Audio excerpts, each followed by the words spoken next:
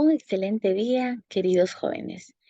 Vamos a avanzar en esta unidad 1 acerca de los pueblos precolombinos con la sesión número 2, que se trata acerca de la organización política y social de las culturas de América.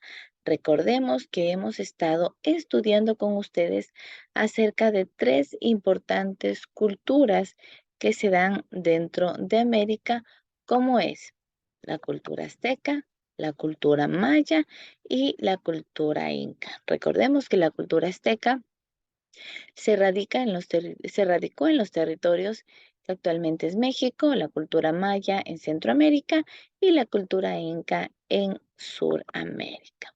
Vamos a hablar acerca de la cultura azteca. Aspectos importantes como la sociedad. ¿Cómo era la sociedad azteca? La historia nos hace referencia que esta era una sociedad de una familia patriarcal, es decir, el líder era el hombre, el padre, el jefe del hogar. Era una familia monógama en la que se caracterizaba por tener una pareja nada más. Sin embargo, no era satanizado el hecho de que el hombre tenga varias mujeres. Sí se permitía la poligamia. Asimismo, es importante destacar que a cada familia le era asignada una parte de las tierras comunales, es decir, se dividían las tierras para que cada familia pueda cultivarlas y pueda beneficiarse de este cultivo o usufructuar de esto.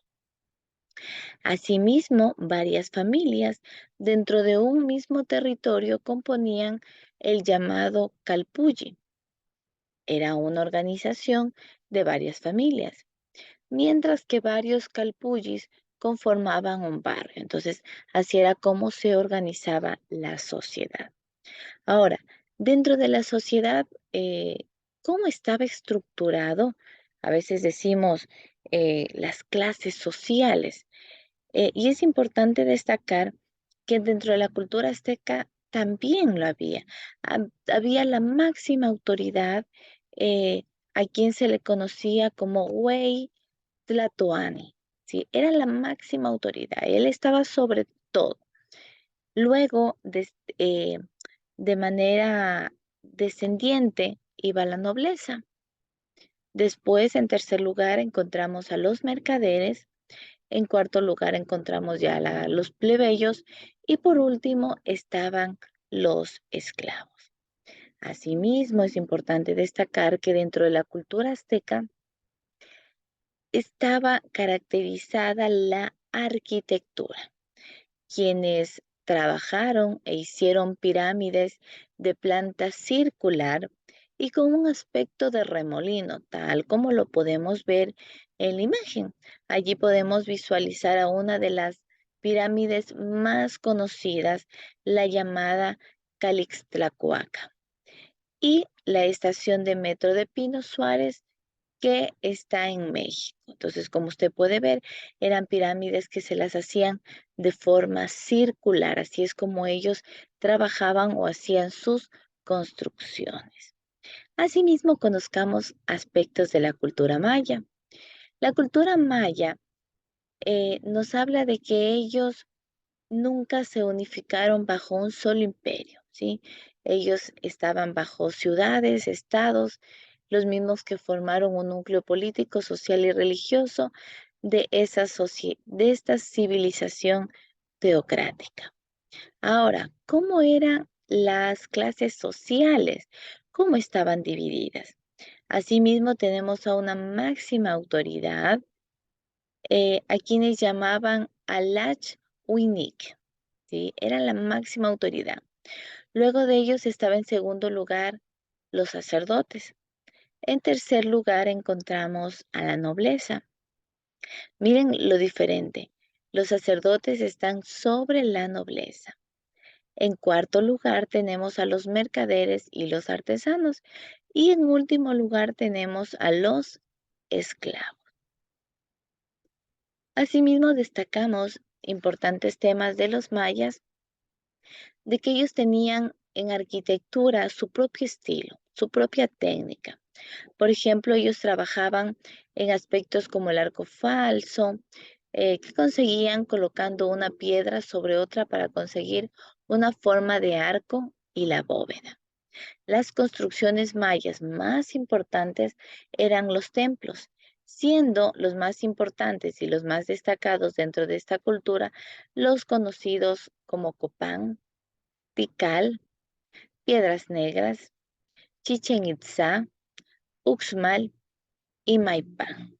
Ahí podemos ver en pantalla cómo ellos se caracterizaban por construir o en la parte superior hacer un arco falso o también hacer la construcción como de bóvedas en la parte superior de las edificaciones. Y por último, avanzamos con la cultura inca. Los pueblos andinos fueron agrupados en un extenso imperio unificado política y culturalmente. Y hablamos específicamente del Tahuantinsuyo. El Tahuantinsuyo era una organización de territorio en donde estaban todos los incas, ¿sí? Y veamos cómo era su organización social, cuáles eran sus clases sociales. Y vemos que en primer lugar, el más importante es el inca. Luego del inca nos encontramos con el auqui o también conocido como hijo del inca. En tercer lugar tenemos a las primeras generaciones familiares de la realeza. En cuarto lugar, tenemos al resto de la familia, es decir, la nobleza que descendía del Inca.